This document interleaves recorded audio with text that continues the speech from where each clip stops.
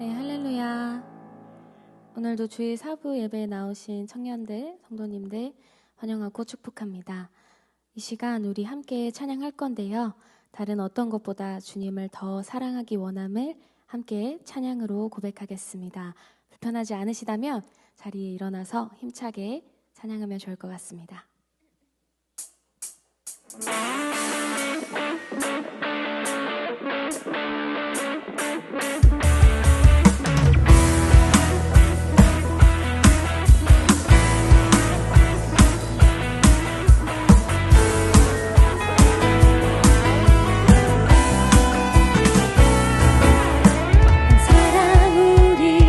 찾아왔네. 자기 몸 희생하며 확증해내신 사랑, 먼저 본이 되신 이가 우리를 명하시니 내 맘 같은 힘 다해 주를 사랑하라. 무엇보다 뜨겁게 서로 사랑을 지니 사랑이 모든 것을 덮어주네. 사랑 가운데 우리 온전히 살아갈 때 우리 삶이 그의 기쁨 되네. hey! 우리가 주를 더욱 사랑하고 그 사랑 우리 삶에 녹여내려 서로를 더욱 섬기고 사랑할 때 하나님 나라 임하겠네. 우리가 주를 더욱 노래하고 이곳에 함께 모여 찬양하니 모든 두려움과 걱정은 떠나가네. 주 사랑만이 이곳에 가득해.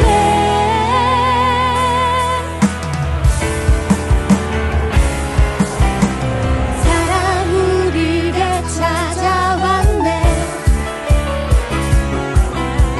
자기 몸 희생하며 확증해내신 사랑, 먼저 본이 되신 이가 우리를 명하시니 내 맘 같은 힘 다해 주를 사랑하라.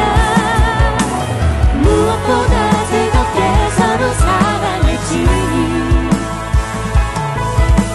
사랑이 모든 것을 덮어주네. 사랑 가운데 우리 온전히 살아갈 때 우리 삶이 그의 기쁨 되네. hey! 우리가 주를 더욱 사랑하고 그 사랑 우리 삶에 녹여내려 서로를 더욱 섬기고 사랑할 때 하나님 나라 임하겠네.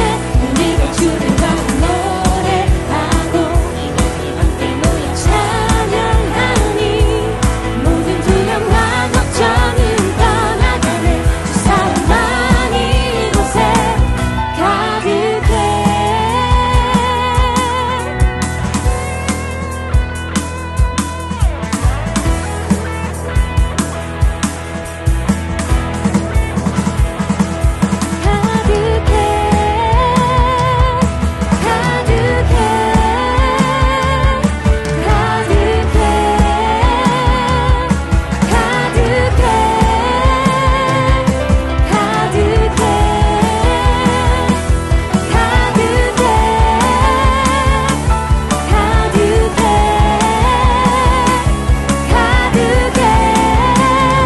우리가 주를 더욱 사랑하고 그 사랑 우리 삶에 녹여내어 서로를 더욱 섬기고 사랑할 때 하나님 나라 임하겠네. 우리가 주를 더욱 노래하고 이곳에 함께 모여 찬양하니 모든 두려움과 걱정은 떠나가네. 세상만이 이곳에 우리가 주를 더욱 사랑하고 우리 삶에 녹여내어 서로를 더욱 섬기고 사랑할 때 하나님 나라 임하겠네. 우리가 주를 더욱 노래하고 이곳에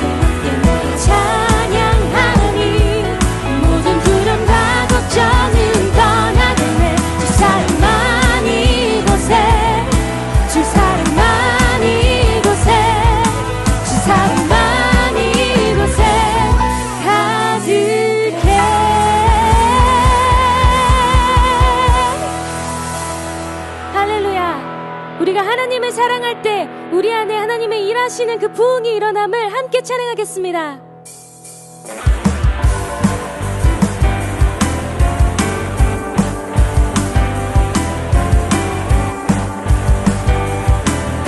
함께 찬양합니다. 1, 2, 3, 4. 부흥이 있으리라 이 땅에, 부흥이 있으리라 이 땅에. 한 번 더 찬양합니다. 부흥이 있으리라 이 땅에, 부흥이 있으리라 이 땅에. 동쪽과 서쪽 남쪽 북쪽이 부흥이 있으리라 이 땅에. 우리 다시 한번 찬양하겠습니다. 부흥이 있으리라. 1, 2, 3, 4, 1, 2. 부흥이 있으리라 이 땅에, 부흥이 있으리라 이 땅에. 다시 한번 찬양합니다. 헤이! 부흥이 있으리라 이 땅에, 부흥이 있으리라 이 땅에. 동쪽과 서쪽 남쪽 북쪽이 부흥이 있으리라 이 땅에, 이 땅에.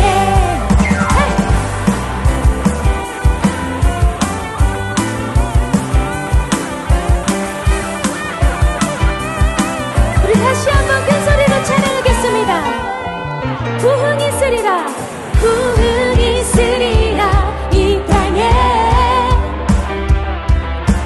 부흥이 있으리라 이 땅에. 부흥이 있으리라, 부흥이 있으리라 이 땅에, 부흥이 있으리라 이 땅에. 다시 찬양합니다. 부흥이 있으리라, 부흥이 있으리라 이 땅에, 부흥이 있으리라 이 땅에. 동쪽과 서쪽 남쪽 북쪽이 부흥이 있으리라 이 땅에, 이 땅에. 부흥이 있으리라 이 땅에, 부흥이 있으리라 이 땅에. 동쪽과 서쪽 남쪽 북쪽이 부흥이 있으리라, 부흥이 있으리라, 부흥이 있으리라, 부흥이 있으리라, 부흥이 있으리라, 부흥이 있으리라 이 땅에, 이 땅에. 하나님 아버지께 우리 감사와 찬양 올려드렸습니다. 할렐루야.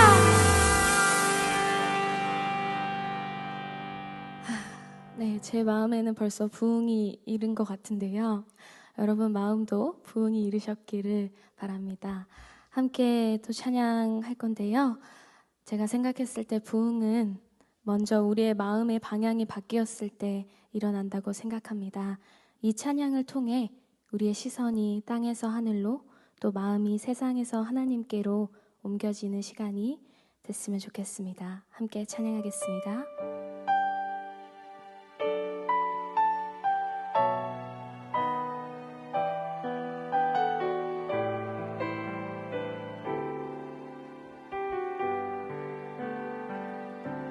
세상을 보니 그들이 증명하는 것,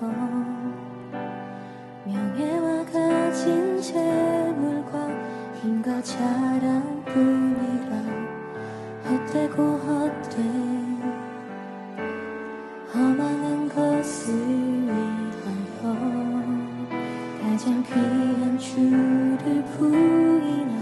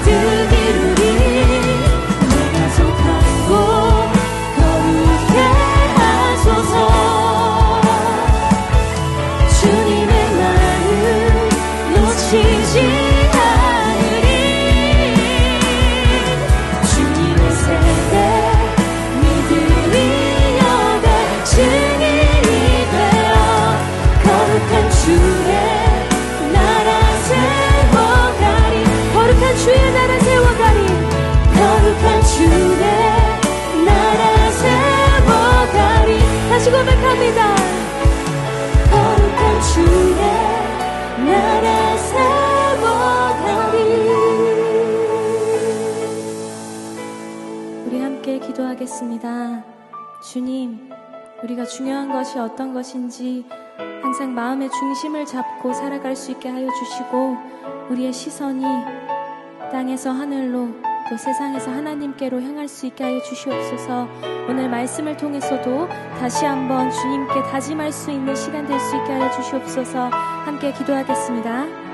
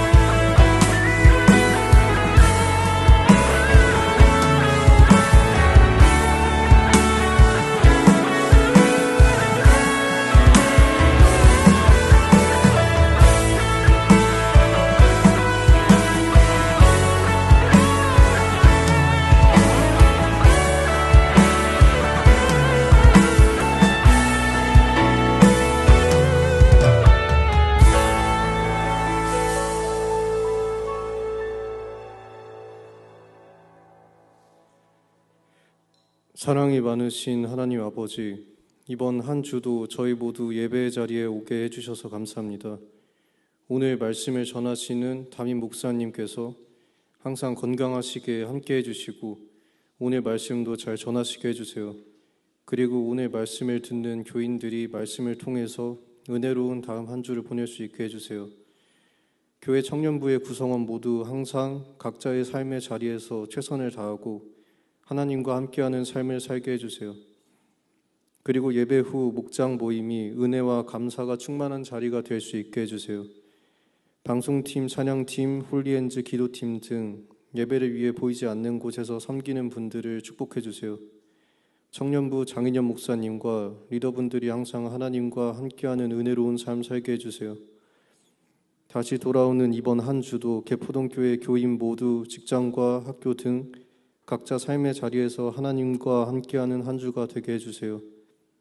오늘의 예배가 하나님께 기쁨이 되고 우리의 삶이 예배로 이어지는 변화가 일어나게 해주세요. 연말과 새해를 준비하며 우리의 시간과 계획을 하나님께 온전히 맡길 수 있도록 해주세요. 감사드리며 이 모든 말씀 예수님의 이름으로 기도드립니다. 아멘.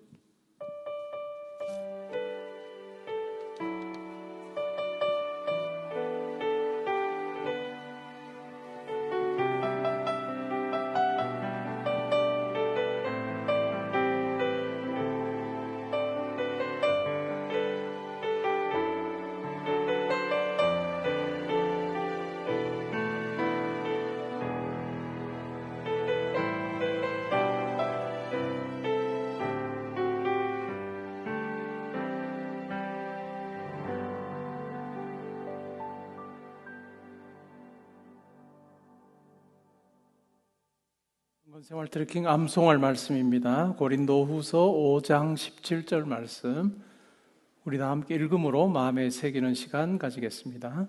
함께 읽습니다. 그런즉 누구든지 그리스도 안에 있으면 새로운 피조물이라, 이전 것은 지나갔으니 보라 새 것이 되었도다. 아멘. 오늘 우리가 함께 상고할 하나님 말씀은 사사기 12장 1절부터 15절까지 말씀이 되겠습니다. 사사기 12장 1절부터 15절까지 말씀입니다. 저와 교독하시고 15절은 우리 함께 봉독하겠습니다. 에브라임 사람들이 모여 북쪽으로 와서 입다에게 이르되, 내가 암몬 자손과 싸우러 건너갈 때에 어찌하여 우리를 불러 너희와 함께 가게 하지 아니하였느냐? 우리가 반드시 너와 내 집을 불사르리라 하니, 입다가 그들에게 이르되, 나와 내 백성이 암몬 자손과 크게 싸울 때 내가 너희를 부르되 너희가 나를 그들의 손에서 구원하지 아니한 고로 나는 너희가 도와주지 아니하는 것을 보고 내 목숨을 돌보지 아니하고 건너가서 암몬 자손을 쳤더니 여호와께서 그들을 내 손에 넘겨주셨거늘 너희가 어찌하여 오늘 내게 올라와서 나와 더불어 싸우고자 하느냐 하니라.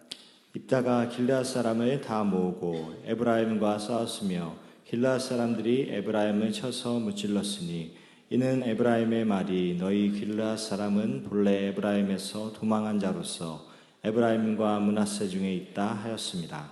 길르앗 사람이 에브라임 사람보다 앞서 요단강 나루턱을 장악하고 에브라임 사람의 도망하는 자가 말하기를 청하건대 나를 건너가게 하라 하면 길르앗 사람이 그에게 묻기를 내가 에브라임 사람이냐 하여 그가 만일 아니라 하면 그에게 이르기를 십볼렛이라 발음하라 하여 에브라임 사람이 그렇게 바로 말하지 못하고 십볼렛이라 발음하면 길르앗 사람이 곧 그를 잡아서 요단강 나루턱에서 죽였더라. 그때 에브라임 사람의 죽은 자가 42,000명이었더라. 입다가 이스라엘의 사사가 된 지 6년이라 길르앗 사람 입다가 죽음에 길르앗에 있는 그의 성읍에 장사되었더라. 그 뒤를 이어 베들레헴의 입산이 이스라엘의 사사가 되었더라. 그가 아들 30명과 딸 30명을 두었더니 그가 딸들을 밖으로 시집 보냈고 아들들을 위하여는 밖에서 여자 30명을 데려왔더라. 그가 이스라엘의 사사가 된 지 7년이라. 입산이 죽음에 베들레헴에 장사되었더라. 그 뒤를 이어 스불론 사람 엘론이 이스라엘의 사사가 되어 10년 동안 이스라엘을 다스렸더라. 스불론 사람 엘론이 죽음에 스불론 땅 아얄론에 장사되었더라. 그 뒤를 이어 비라돈 사람 힐렐의 아들 압돈이 이스라엘의 사사가 되었더라. 그에게 아들 40명과 손자 30명이 있어 어린 낙이 70마리를 탔더라. 압돈이 이스라엘의 사사가 된 지 8년이라. 함께 읽습니다. 비라돈 사람 힐렐의 아들 압돈이 죽음에 에브라임 땅 아말렉 사람의 산지 비라돈에 장사되었더라. 우리 말씀 듣기 전에 한 주간의 삶을 돌아보며 기도하는 시간 가지겠습니다.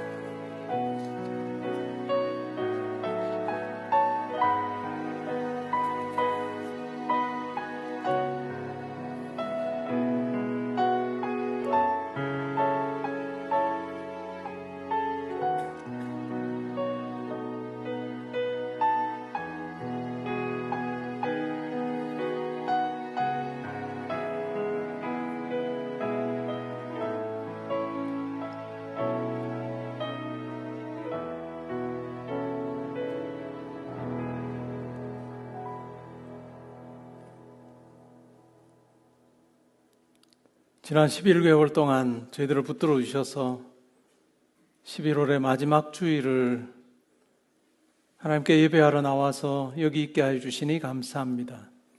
건강 주신 것 감사하고 또 마음 주신 것도 감사하고 여건 허락해 주신 것도 감사드립니다. 이제까지 인도하신 하나님께서 저희의 마지막 호흡하는 순간까지 붙들어 주시고 저희들을 통해서 이루실 일들을 이루시는 선한 손길로 함께해 주실 줄 믿습니다. 예배 자리에서 주님 앞에 예물 올려드립니다. 마음의 고백도 함께 담아드립니다. 하나님, 저희의 드린 이 예물과 또한 저희의 마음을 기쁘게 받으시기를 소원합니다. 드려진 물질이 사용될 때 예수의 십자가 복음과 하나님의 넉넉한 사랑이 많은 사람들에게 전해져서 그들도 예수를 믿고 하나님의 자녀가 되고 영생을 소유한 자로 살게 하여 주옵소서. 우리 형제자매들, 성도님들 하나님 붙들어 주셔서 하나님 안에서 영육의 강건함을 누리기를 원합니다. 또한 각 가정에 주님 주시는 평강이 있기를 원하고 하나님께서 세우신 일터도 주 안에서 든든하게 하여 주옵소서. 우리 자녀들의 걸어가는 걸음걸음이 주 안에서 복되기를 원합니다. 특별히 수능을 치고 또 입시 과정에 있는 우리 모든 아이들 하나님 붙들어 주시고 또 부모들 붙들어 주셔서 기도함으로 하나님의 인도하심을 신실히 따라갈 수 있게 하여 주옵소서. 군에 가 있는 아들, 딸들 지켜보아 주시고 지방과 해외에 나가 있는 우리 모든 성도님들, 하나님께서 친히 동행하셔서 보내신 목적 잘 이루는 삶 살게 하여 주옵소서. 우리와 함께 또 사역하고 예배했던 강 목사님, 이제 하늘 영광교회로 가서 섬기게 됩니다. 하나님 항상 영육에 강건함 다해 주시기를 원하며, 또한 섬기는 곳에서 다른 많은 분들과 함께 하나님께서 맡겨주신 사역 잘 감당할 수 있도록 주님 함께하여 주옵소서. 그래서 하나님 나라 세우고 또 교회를 세우는 귀한 역할 잘 감당하게 하여 주옵소서. 오늘 말씀을 통해서 하나님의 뜻을 새겨보며 우리가 어떠한 모습으로 살아야 하는지 깨닫는 시간 되게 하여 주옵소서. 감사드리며 예수님의 이름으로 기도합니다. 아멘. 오늘 읽은 말씀에 근거해서 사사기 강의 30번째 시간으로 내부 분열의 위험성이라고 하는 제목으로 말씀드리겠습니다. 승리 후에 시작하는 이상한 싸움. 이것은 우리 삶에도 자주 일어나는 부분입니다. 교회에서 일어날 수도 있고 직장에서 일어날 수도 있고 또 우리가 있는 곳에서 항상 일어날 수 있는 일이죠.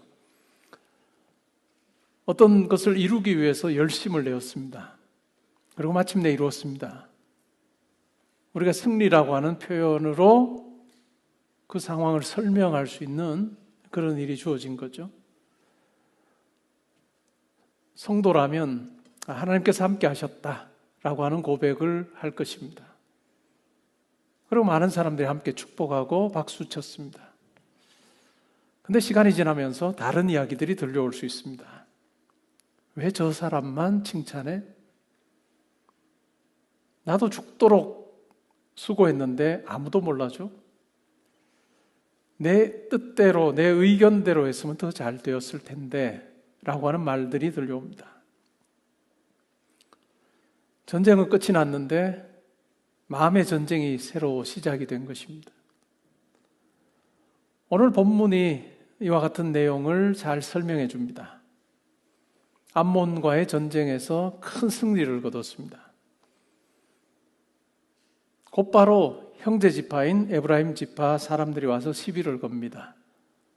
왜 우리는 전쟁에 함께 하자고 하지 않았냐? 우리가 너와 너의 집을 불살라 버리겠다 이렇게 이야기합니다. 외적인 전쟁은 끝났는데 이제 안에서의 싸움이 시작이 됩니다. 승리 후에 진짜 전쟁이 벌어지는 것입니다. 우리가 인생을 살면서도 이 부분은 매우 중요합니다. 많은 사람들이 외적인 무언가 손에 잡는 승리를 얻기 위해서 달려갑니다. 그리고 이루기도 합니다. 근데 진짜 싸움은 뭘까요? 그 승리 후에 과연 싸움을 어떻게 벌이느냐라고 하는 것이 진짜 중요한 부분이죠. 오늘 제가 말씀을 통해 세 가지를 설명드리려고 합니다. 첫 번째는 승리 이후에 드러나는 관계의 시험이에요. 승리 이후에 드러나는 관계의 시험. 두 번째는 하나님과의 관계의 중요성입니다. 하나님과의 관계를 잊으면 사람과의 관계가 깨집니다. 그러나 하나님과의 관계가 원만하면 사람과의 관계도 형통합니다. 세 번째는 예수님이 보여주신 섬김의 리더십, 그리고 그것을 통해서 우리가 본받아 나아갈 때 하나님께서 약속하신 평강의 삶에 대해서 이야기를 하려고 합니다.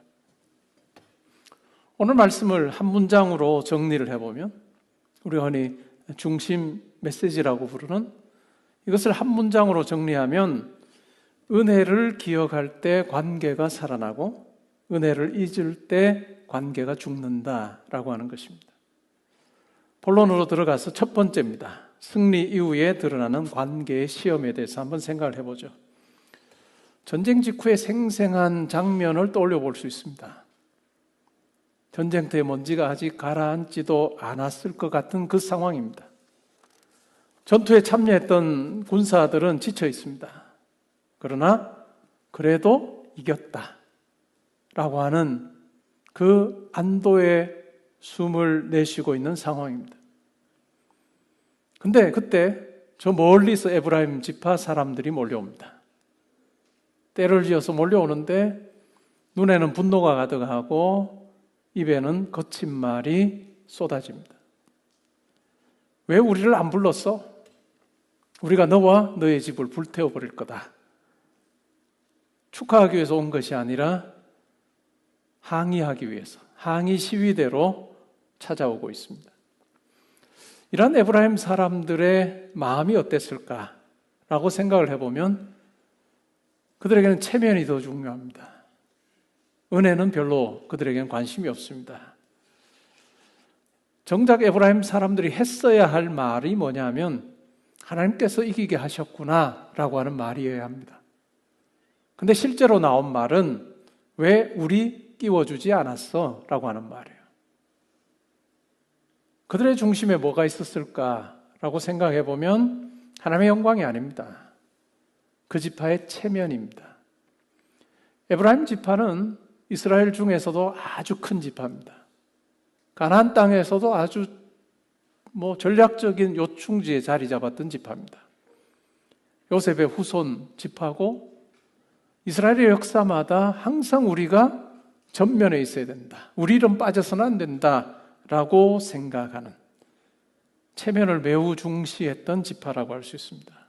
그런데 오늘 이 사건을 통해서 우리가 보게 되는 것은 자기들의 이름이 빠졌습니다. 불편한 마음이 지금 드는 것이죠. 이들과 대화하는 입다의 마음은 어떨까요? 입다의 경우를 보면 하나님보다 자기 자신입니다. 입다의 말의 요지는 이렇습니다. 내가 너희들을 불렀잖아. 근데 너희들 전쟁에 참여하지 않았어. 안 도와줬잖아. 그래서 내가 목숨 걸고 싸워서 승리한 전쟁이야 라고 하는 이야기를 합니다. 입다의 말을 쭉 읽어보면 문장마다 하나님이 라고 하는 단어보다는 내가 라고 하는 단어가 훨씬 더 많이 등장합니다. 입다의 경우 어린 시절 아픔이 많았던 삶입니다. 서자로 태어나서 버림받았던 상처가 그에게 있습니다. 그래서 인정받고 싶어하는 욕구가 그에게 아주 강했던 것 같습니다. 근데 이 상처받은 마음이 치유되지 않으면 언젠가는 아주 큰 칼처럼 폭력을 휘두르는 것으로 등장할 수 있다라고 하는 것입니다. 상처받지 않는 사람은 없을 것입니다, 살면서. 근데 그 상처를 내가 어떻게 다루느냐라고 하는 것은 매우 중요합니다. 시간의 약이지라고 덮어버리면 어떨까요? 딱 그 상처가 폭발할 상황이 주어지면 반드시 폭발하게 되고 그것은 자기만이 아니라 주변에 있는 사람들까지도 해칠 수 있다라고 하는 것을 오늘 입다를 통해서 우리는 확인하게 됩니다. 결국 바깥 전쟁은 이겼지만 안의 전쟁은 패배한 꼴이 바로 입다의 삶이고 이스라엘의 모습입니다. 요단 나루턱을 이 길앗 사람들이 점령을 하고 이렇게 입다를 향해서 거친 말을 내뱉었던, 그리고 아주 모욕했던 이러한 에브라임 지파 사람들을 이제 죽입니다. 분별해야 되죠. 뭐로 분별했을까요? 어떤 단어를 말하게 해서 그대로 하면 그냥 살려주고 하지 못하면 죽였습니다. 그것이 쉿볼렛이라고 하는 말이었습니다. 쉿볼렛이라고 한번 해봐 라고 했을 때 에브라임 지파 사람들은 쉬 발음이 안 듣는 것 같아요. 그래서 어떻게 답했을까요? 쉿볼렛. 그러면 죽습니다. 오늘날로 치면 경상도 사람에게 쌀 해봐. 그럼 경상도 사람은 많은 경우에 살이라고 합니다. 그러면 죽는 거예요. 우리 주변에는 뭘까요? 저 대치동에 가면 아파트가 있습니다. 무슨 아파트 있죠? 여러 아파트가 있는데 거기에 은마 아파트가 있습니다. 경상도 사람은 엄마 아파트가 안 됩니다. 그래서 항상 엄마 아파트. 그러면 죽습니다. 그래서 쉿볼렛이라고 하는 말을 가지고 죽였는데 42,000명을 죽였습니다.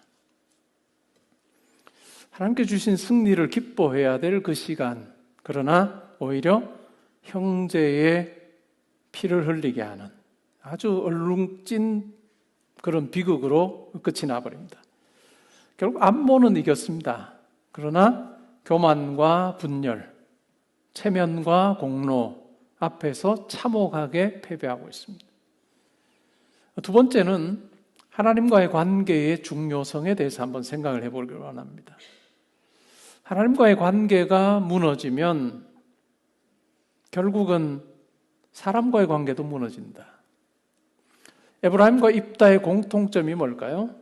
그것은 바로 하나님께서 베푸신 은혜를 잊어버린 것입니다. 은혜를 망각한 것입니다. 에브라임은 이렇게 말합니다. 왜 우리를 불러주지 않았냐? 체면의 문제죠. 입다의 경우에는 계속해서 내가 공로의 문제를 가지고 이야기합니다.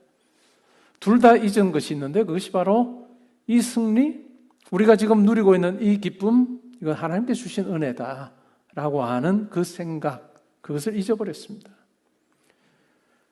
하나님과의 관계, 또 은혜를 망각하지 않는 해결책이 뭘까요? 성경이 우리에게 이야기해 주는 것은 바로 받은 자 사상입니다. 받은 자로 내가 살고 있다 하는 것을 인식하며 사는 거예요. 고린도전서 4장 7절에 보면 바울이 이렇게 말합니다. 고린도 교회 성도들을 향해서 내게 있는 것 중에 받지 아니한 것이 무엇이냐?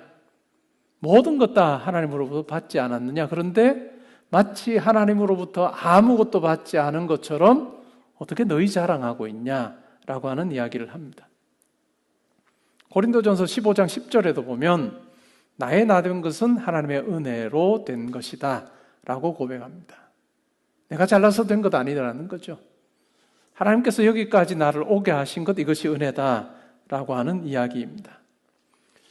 많은 사람들이 자기의 삶을 돌아보면서 내가 이 시기에 뭘 했기 때문에 내가 이것 이루었다라고 생각하며 삽니다. 내가의 밑줄 치며 사는 거죠.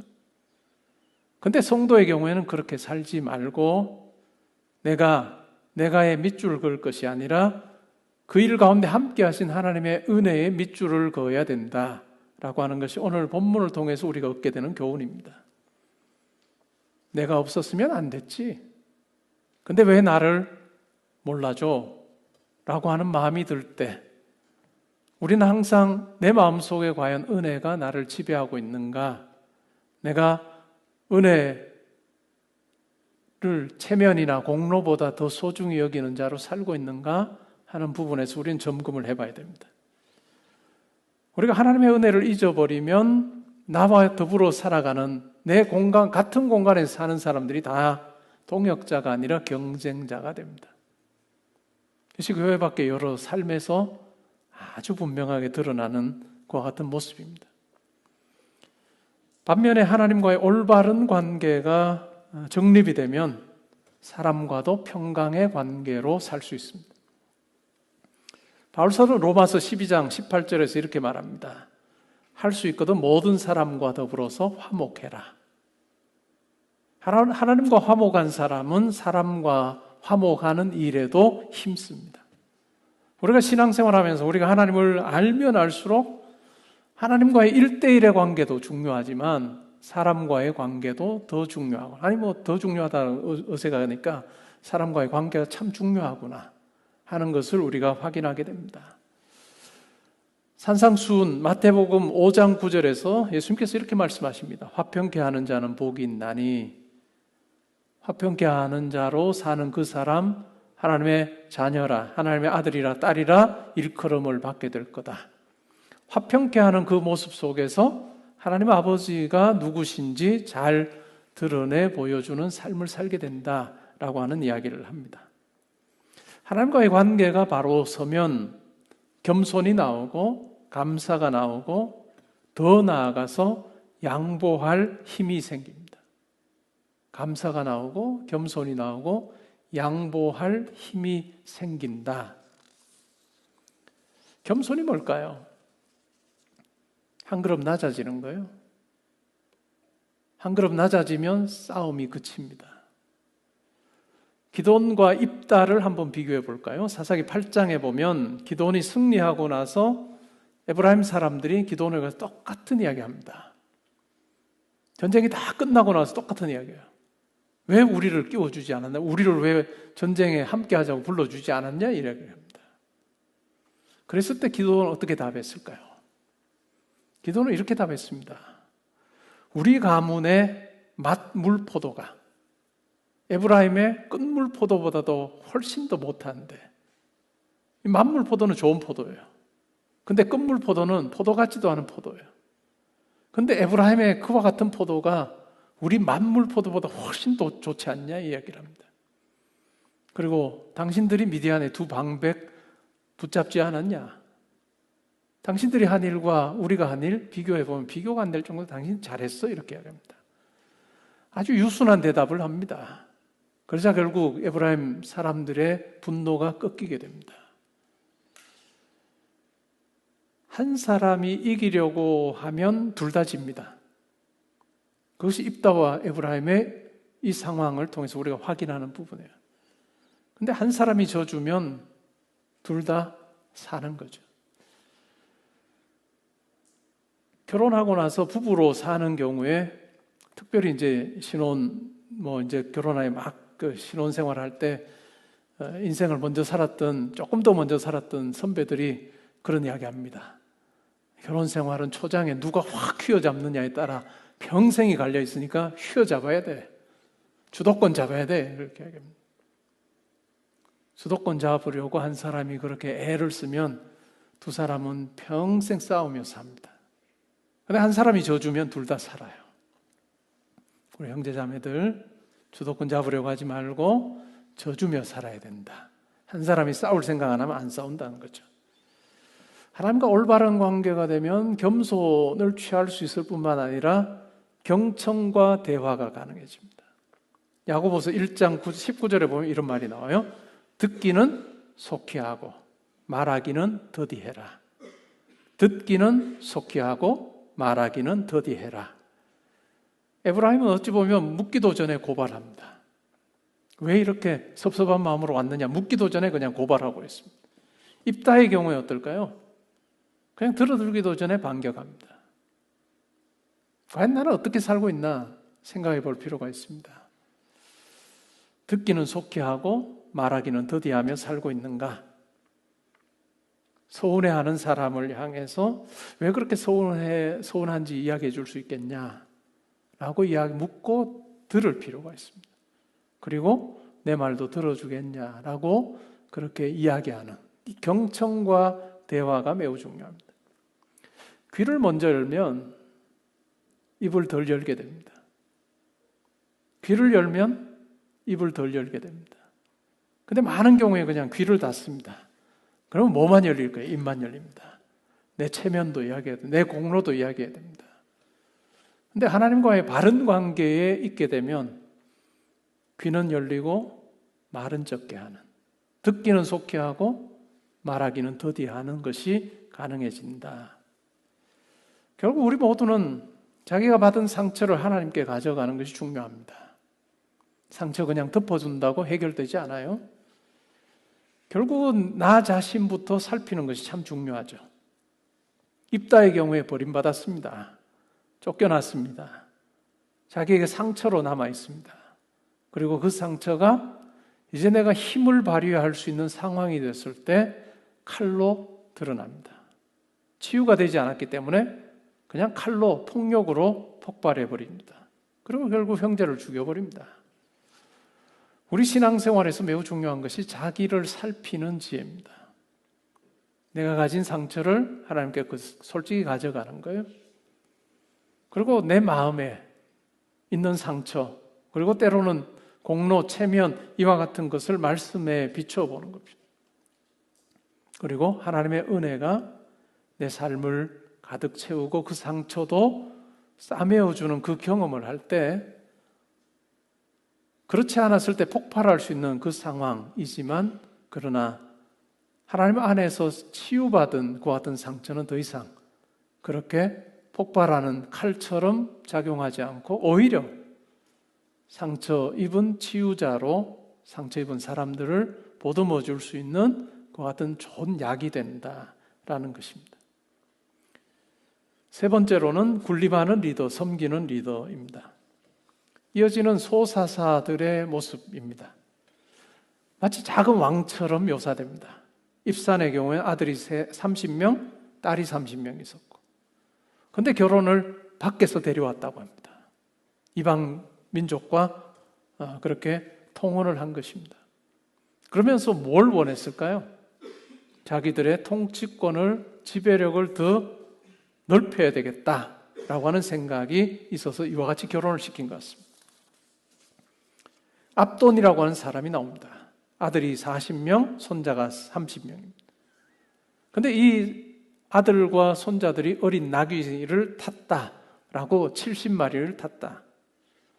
그 당시에 어린 나귀, 자녀가 타는, 손자가 타는 어린 나귀는 부와 지위의 상징물이었습니다. 백성을 섬기는 것이 사사입니다. 그런데 이제는 백성을 섬기는 것이 아니라 자기가 통치하는, 군림하는 왕처럼 그렇게 묘사되고 있습니다. 사사의 시선이 백성에서 자기 가문으로 옮겨갔습니다. 에브라임이나 체면을 중시했던 에브라임이나 공로를 내세웠던 입다, 그리고 우리가 읽었던 소사사들과 아주 다른 리더의 모습을 보여주는 분이 계시는데 그분이 바로 예수님입니다.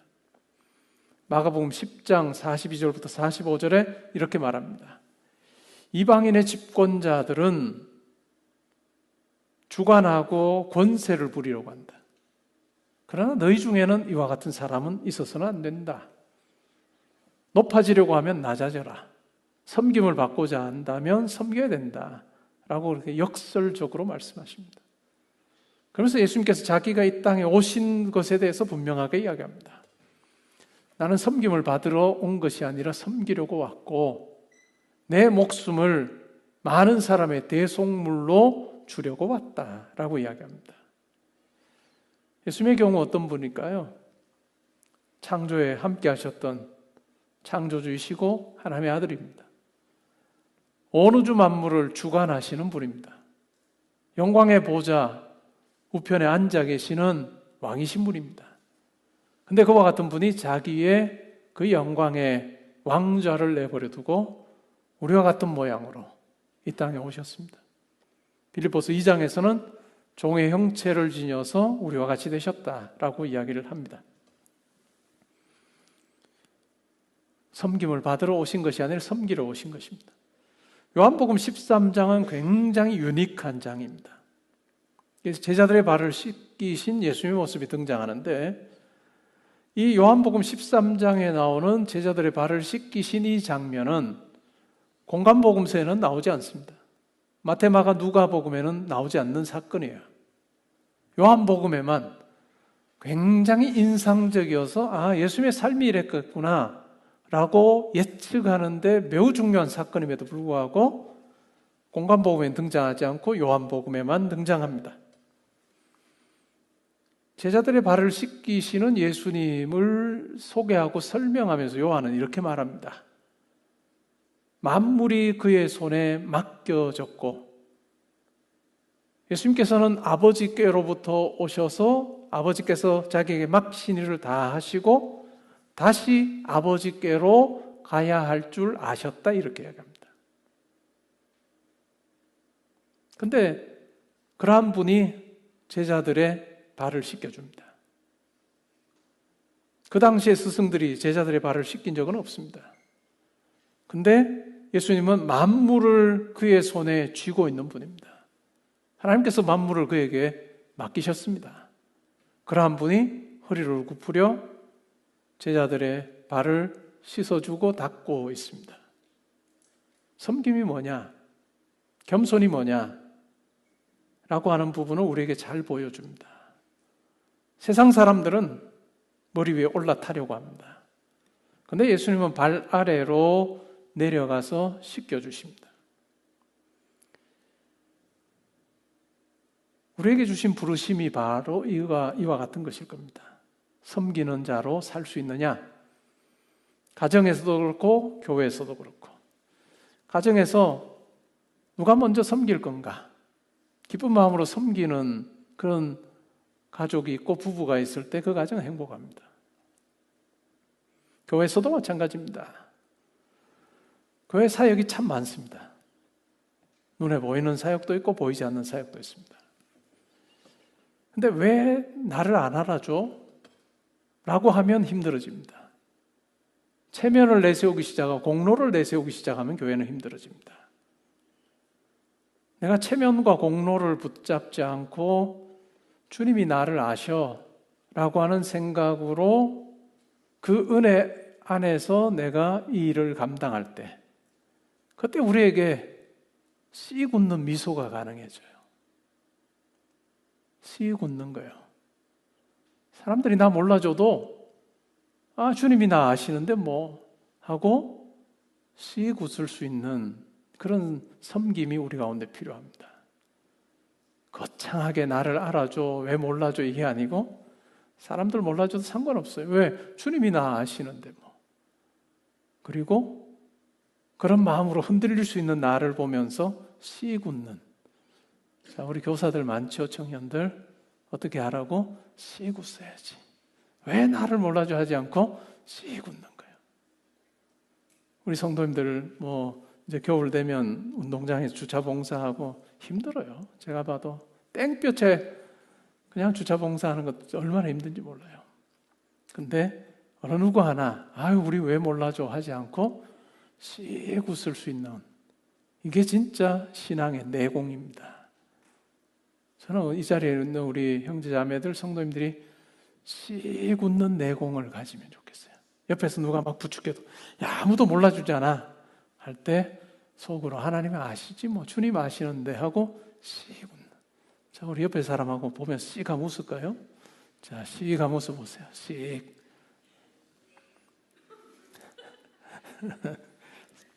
직장도 마찬가지예요. 직장도 묵묵히 섬기는 태도로 신뢰를 쌓아가는 삶. 그게 중요합니다. 세상 사람들은 위로 올라가려고 해요. 근데 우리는 한 계단 아래로 내려가서 섬겨야 하는 것이 우리 사명이에요. 그렇다고 내가 여러분 회사에 가서 저 직급 하나 내려주세요. 이 이야기 하라는 게 아니고 마음으로 내가 한 계단 내려가서 섬긴다. 거기서 예수님 만날 거예요. 거기서 예수님 만난다. 많은 사람들은 올라가서 윗계단에서 만나려고 하면 못 만나요. 아랫계단으로 갔을 때 예수님 만나요. 왜요? 예수님께서 그렇게 우리에게 다가오셨기 때문에 그렇게 만날 수 있다는 것입니다.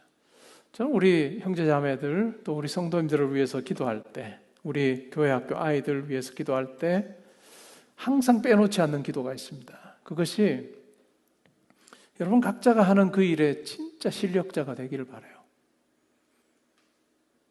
사람은 좋은데 실력은 없다 이런 말은 안 들었으면 좋겠어요. 실력자가 되기를 바랍니다. 그러기 위해서 여러분에게 주어진 시간을 잘 활용하세요. 근데 대부분의 경우 실력자가 되면 어떻게 행동하던가요? 실력자 티를 내죠. 자기보다 못하는 사람들을 아주 낮게 여기는 것이 아니라 낮게 여겨요. 자기밖에 없는 거예요.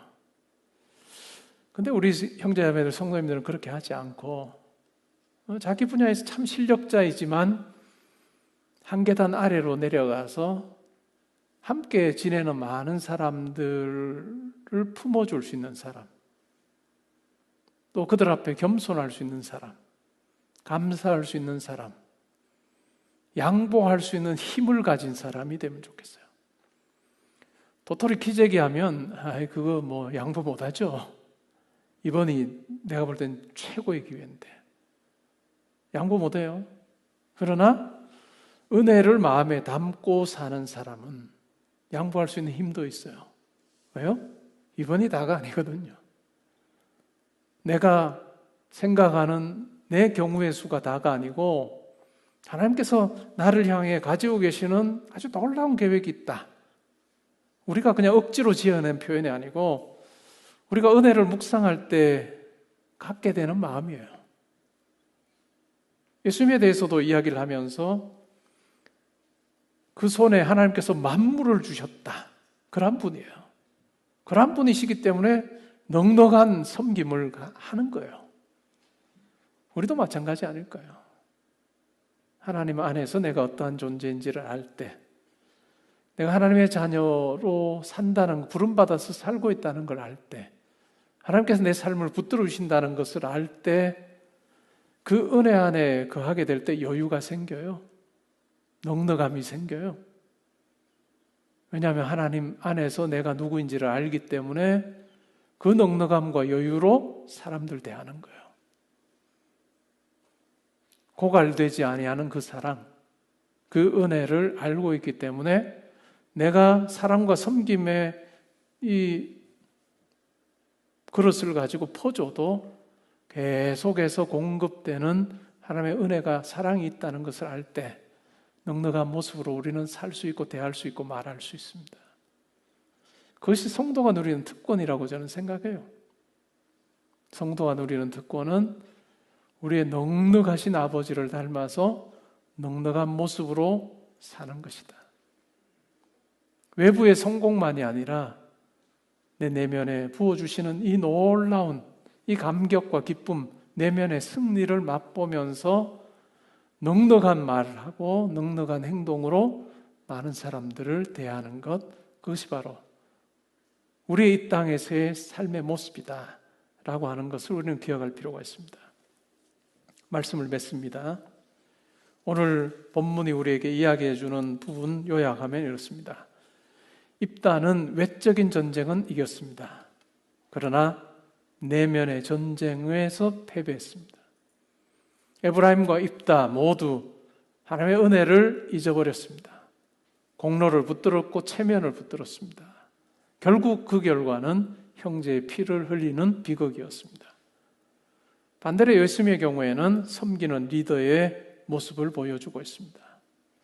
우리 각자가 물음을 던지면 좋겠습니다. 나는 지금 어떤 싸움을 하고 있는가? 그냥 외적인 싸움만 하나요? 야, 내가 이거 이뤘으면 좋겠다. 이 외적인 싸움만이 아니라 내면의 싸움에서 우리가 이기면 좋을 것 같아요. 하나님께서 내 삶을 붙들어 주신 그 은혜와 사랑을 우리가 놓치지 아니하는 것이 중요할 것입니다. 그 싸움의 한가운데서 나는 과연 은혜를 붙드는 자로 살고 있는가? 우리 스스로에게 물어봐야 될 것입니다. 그리고 나는 군림하는 자로 사는가? 아니면 섬기는 자로 살려고 몸부림치고 있는가? 내 자리에서 한 계단 내려가서 정말 섬기는 자로 살고 있는가? 저는 우리가 이러한 모습으로 살 때 비로소 하나님의 경우의 수가 작동한다고 생각합니다. 하나님의 전능한 손 아래서 겸손하라. 때가 되면 너희를 높이실 거다. 라고 하는 이 약속의 말씀이, 구절이 내 삶에 딱 다가오는 경험을 하게 될 것입니다. 은혜를 잊으면 싸움판이 커집니다. 은혜를 기억하면 사랑이 커집니다. 외적인 전쟁보다 내 마음과 관계의 전쟁에서 먼저 이기는 것이 중요합니다. 예수님처럼 아래로 내려가서, 한 계단 아래 내려가서 섬길 때 여러분의 가정과 또 회사와 여러분이 만나며 살아가는 많은 만남들의 평강이 찾아오게 될 것입니다.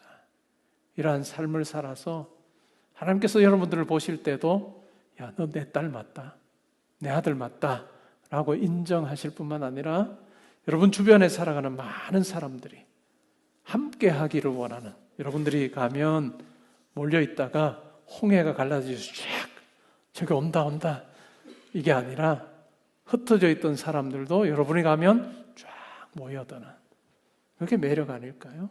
그게 우리가 누릴 수 있는 특권입니다.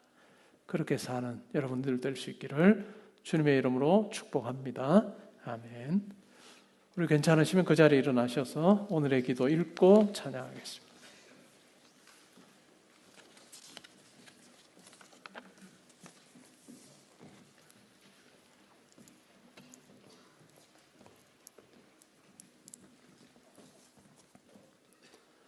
함께 읽습니다. 주님, 저를 다시 은혜의 자리로 돌이켜 주옵소서. 제가 받은 은혜를 잊지 않게 하시고 그 은혜가 가정과 교회와 모든 관계 속에서 겸손과 감사, 섬김과 화평으로 흘러가게 하옵소서. 예수님의 섬김의 길을 따르게 하시고 제가 있는 자리마다 분열이 아닌 평강이, 다툼이 아닌 화해가 일어나게 하옵소서. 예수님의 이름으로 기도합니다. 아멘.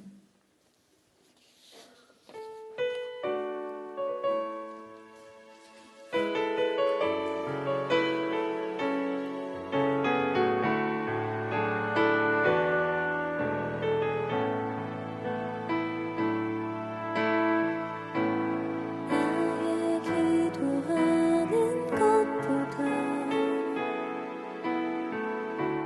더욱 응답하실 하나님, 나의 생각하는 것보다 더욱 이루시는 하나님, 우리 가운데 역사하신 능력대로